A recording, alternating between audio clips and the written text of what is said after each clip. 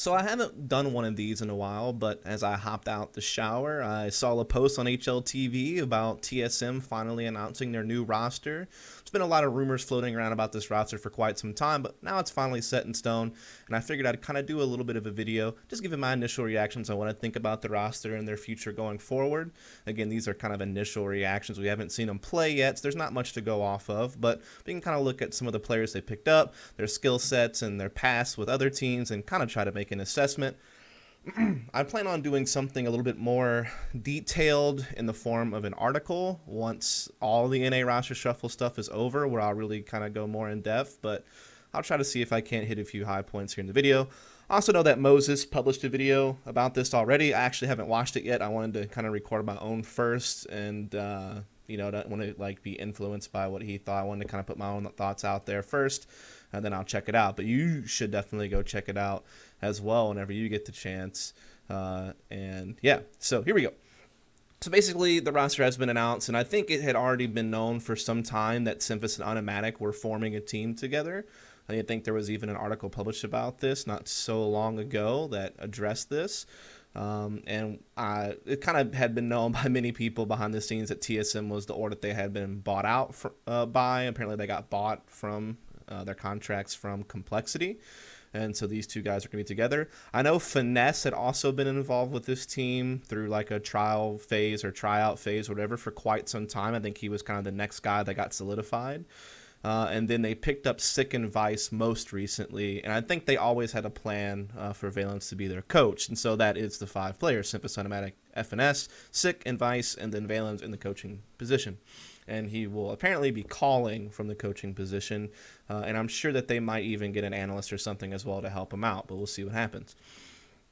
So just going through the players really quick, first of all, we have Semphis, which there's really not much I need to say about this guy. Everyone's already very aware of who he is and what he did in his career with teams like the Area 51 team or Quantic or Complexity and Cloud9 are the most recent teams. And obviously he played with Nylum and then Complexity before and finally converted to TSM. So that's a little bit of a timeline. And most people are aware of his performances and his roles and the things that he did during that time period. So I'm not really going to address that too much. I've done some earlier vlogs if you're interested in learning more about him, I suppose.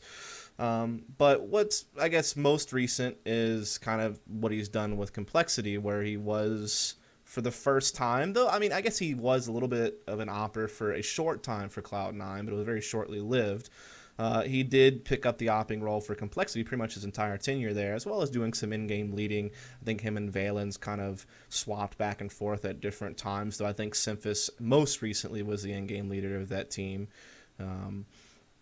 And we saw him mostly playing online league stuff. They didn't get to very many lands because they didn't really qualify for a lot. I will talk a little bit about the lands he did attend with Complexity, which is basically most recently Northern Arena, and they had before that the RGM Pro Series and the iBuyPower Cup. But I'm going to bring in Autimatic first before I talk about those events. And, I mean, he put up pretty solid numbers with the AWP and the EEPL. He helped his team get into, like, 5th place. They were on the wire to possibly even contend for a playoff spot, but didn't quite get there. And he put up good numbers with the op. I mean, he's definitely not one of the top ops in the region. I mean, there's definitely some guys ahead of him. Obviously Skadoodle from Cloud9 has always been regarded as one of the best, if not the best opper in the region, though I think that that's kind of not the case anymore. JDM from CLG has really risen up over 2015 and has really become a really solid opper in the scene, right up there, probably in the top 3 somewhere. So those guys, I know Fallen's not North American, but he does compete in our region in the EEPL and such, and I think he's actually probably the best opper in the region now that competes in the NA region. So you got him. So those are just 3 names, of course, and you could debate about Shazam and some of these other guys as well, but I mean, while Semphis isn't, going to be a top 3 opper in the region, statistically speaking in the EPL he was like 3rd or 4th or something like that. So definitely still puts up good numbers with the op. Very versatile player as well. If he can't afford an op, he can certainly be a good rifler. He tends to be a bit more aggressive. I don't think he really prefers to be more passive or a lurker. I think he likes to be in the action a lot, so you could see him maybe being like a 2nd or 3rd guy in type rifler when he doesn't have an op. And he obviously has a lot of experience and a lot of accomplishment under his belt, so certainly I think he's a good player to have. He can help a little bit with leadership, though I would say that There has certainly been issues in the past where there's like been leadership conflicts. Obviously, everyone already knows about this from his time with Cloud9 and the dichotomy with Sean Garris that kind of went sour and even caused issues for that team at times. And I think that something similar even happened at times with Valens on Complexity. So I wonder if maybe this team between Semphis, being an in-game leader in the past, and Valens being their leader as a coach and being a former in-game leader for Complexity, and if FNS is on this team, he's a former in-game leader for CLG and is very, active in calling and things like that. I almost wonder if there's going to be too many Chiefs on this team and not enough Indians type of thing. But we'll just have to see how that plays out over time, of course. Now, talking about Autimatic, really quick. I mean, he was like a really youthful guy in Counter-Strike Source that had got a chance at the pro Source scene level for a short time. He was very, very young then, like, mid-teens, I think. Since coming into CSGO, some of his more, I guess, notable performances, or some of the more notable teams he's played with, was actually, first off, with Nylum. This was way earlier in 2015, like around April or so, whenever you started seeing him go to some of his first LAN events with the team. He was, a very aggressive rifler, much an entry fragger. That seemed to be his main role. He put up a good showing in April at the first CEVO event he played in, though granted this was against just North American teams. And at that event, had some good performances against some of what is now Winter Fox. They were called, I think, Luminosity back in those days, or Mythic. Even though the players were a little bit different. Also even did pretty well against CLG at that event when they played 2 maps against CLG. I think they lost both maps, but they were very close games, and he dropped 30 kills in both those games. So that was really impressive performance by Autimatic against CLG at that event. However, they later get eliminated from the event once they get wrecked by Elevate, where he didn't do so hot. So it was kind of hit or miss on that event for him. They later went on to go play at an ESEA event shortly after that, where he, in fact, had a pretty good map against Virtus Pro in their opening best-of-3. They lost a game, I think, on Inferno 13-16, so it's a pretty close one, and he had 26 kills in the game, so it looked impressive. Obviously, later on in the event, they upset Cloud9, and he had great numbers from that series as well. And even put up 22 kills against Fnatic in a 10-16 loss on Inferno at that event, though, not much else from it. So here we see him having some good individual performances against some top international teams at this ESEA event from that entry fragger position, as well as being a pretty good CT player. And obviously had the big upset against Cloud9. So this was a pretty good event for him.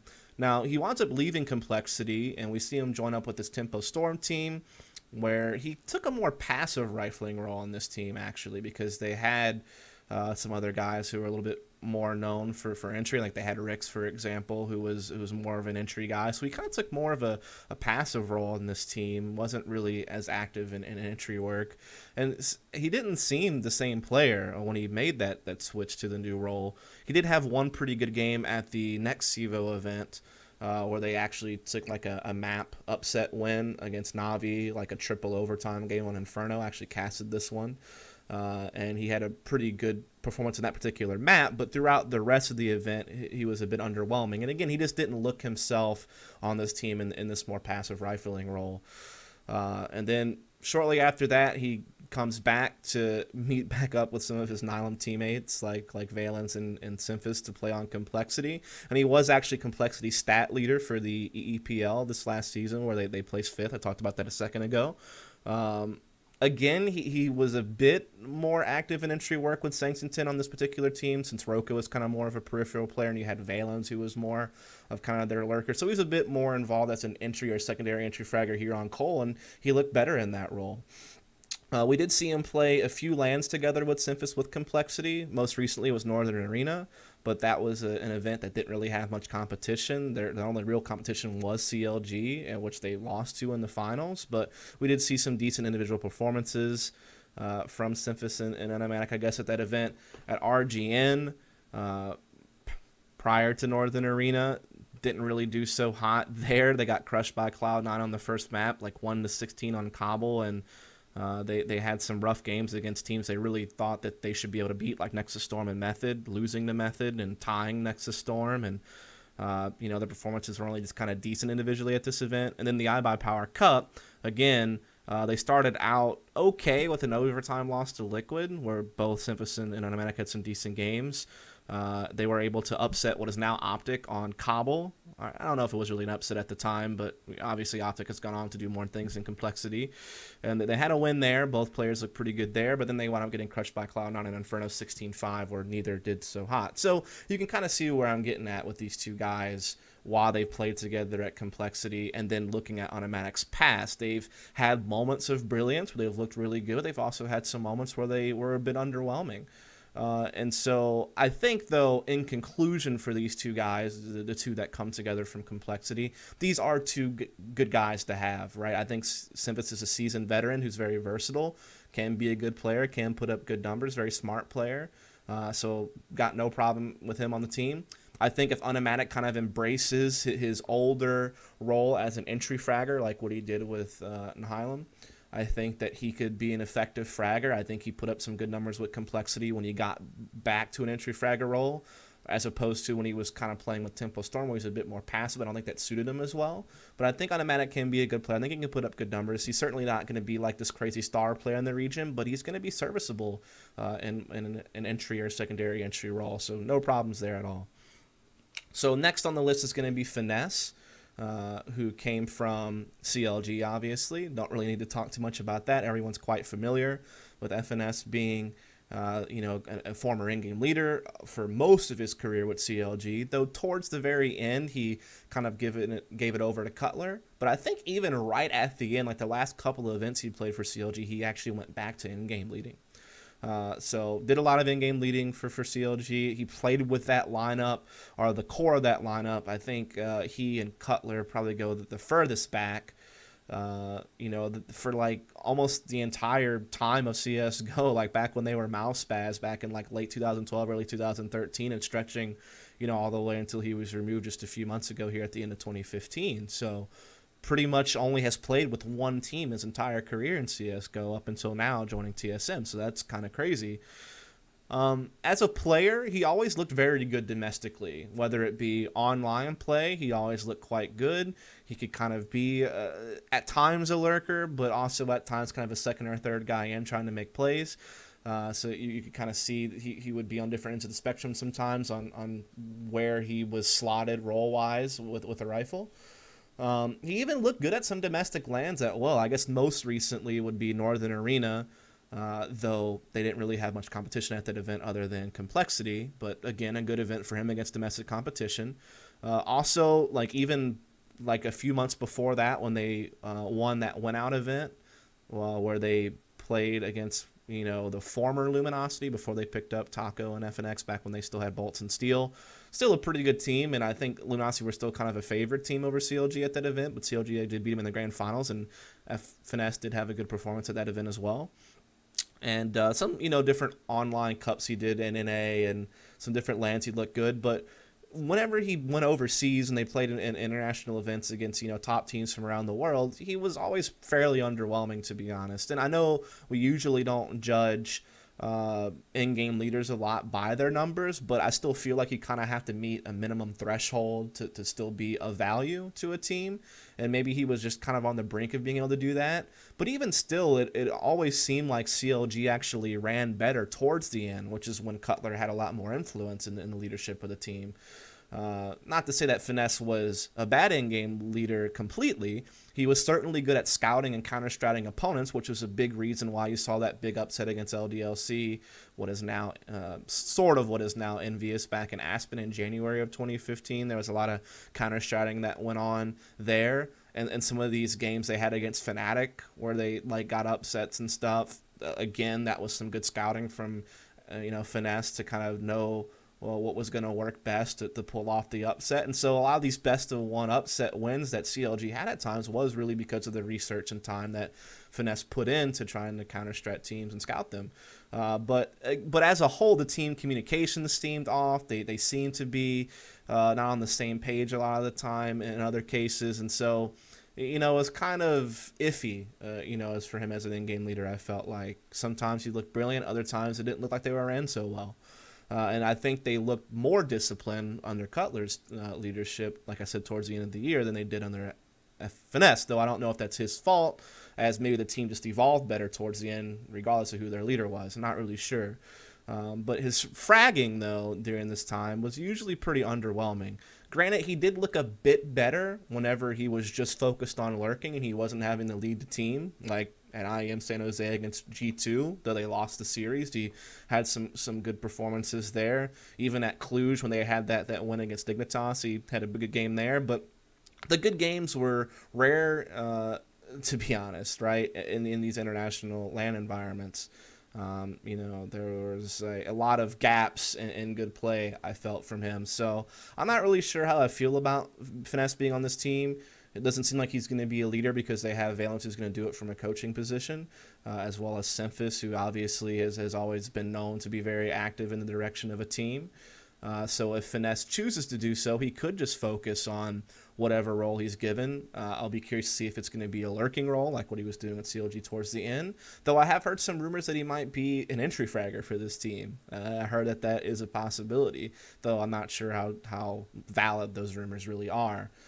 So it's one of those things we'll just have to sit back and kind of see. With Finesse being on the team, like I said, most of his international career was kind of underwhelming, to be honest, when it came to fragging.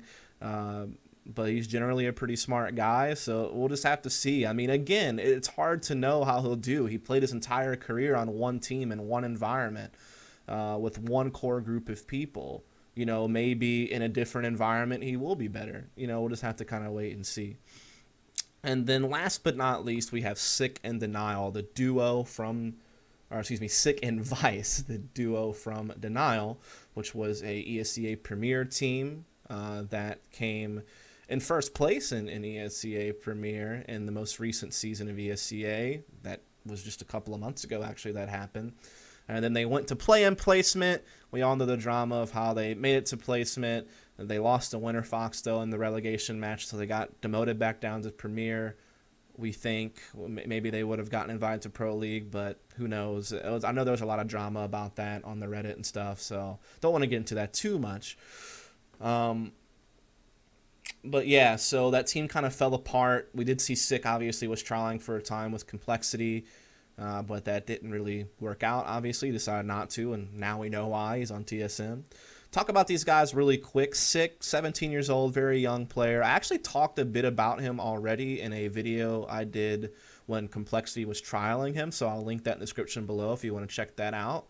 But just to quickly recap, he's more of an aggressive guy, more of an entry fragger type player, so I could certainly see him and Autimatic kind of being paired up to be kind of a 1-2 punch to enter bomb sites. Unless Finesse, this rumor about him entry fragging is going to be true, in which case we might see like Finesse on Autimatic being kind of a 1-2 while Sick follows up as a third guy, and I'm not really sure how that's going to work. We'll just have to see him play first. This is all speculation.